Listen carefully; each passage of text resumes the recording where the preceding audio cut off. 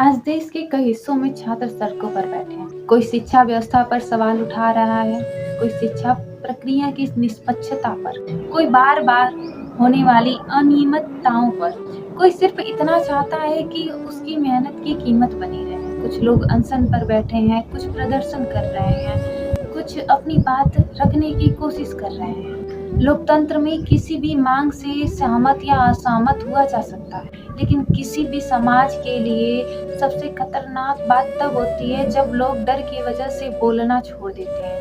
इसी संदर्भ में मुझे एक कविता याद आती है। यह कविता मेरी नहीं और मुझे इसके रचनाकार का नाम नहीं पता, लेकिन इसके शब्द आज पहले से कहीं ज्यादा प्रासंगिक लगते हैं। कुछ लोगों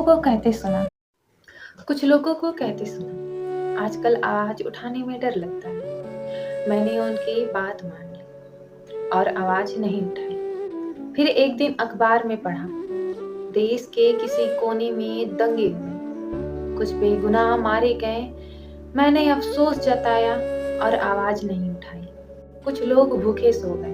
मैंने टीवी पर खबर देखी, आराम से अपना खाना खाया और आवाज नहीं उठाई।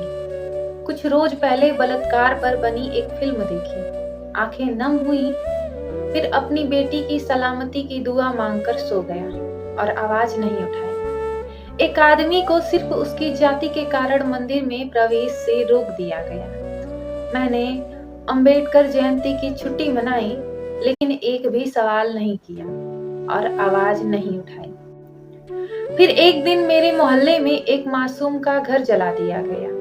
मैं वहीं खड़ा रहा, उसे किस्मत का खेल कहकर टाल दिया और आवाज नहीं उठाई। लेकिन जुल्म किसी एक दरवाजे पर नहीं रुकता।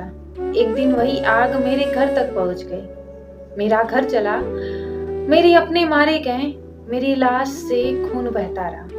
शहर जलता रहा, देश जलता रहा, लोग डरते रहे, जुल्म बढ़ता रहा। एक एक करके सब अपनी जान गंवाते रहे। फिर मेरी भी बारी आ गई।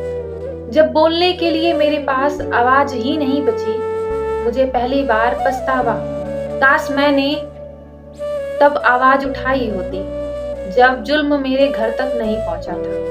क्योंकि जब समाज खामोश हो जाता है तो अन्याय बोलने लगता है।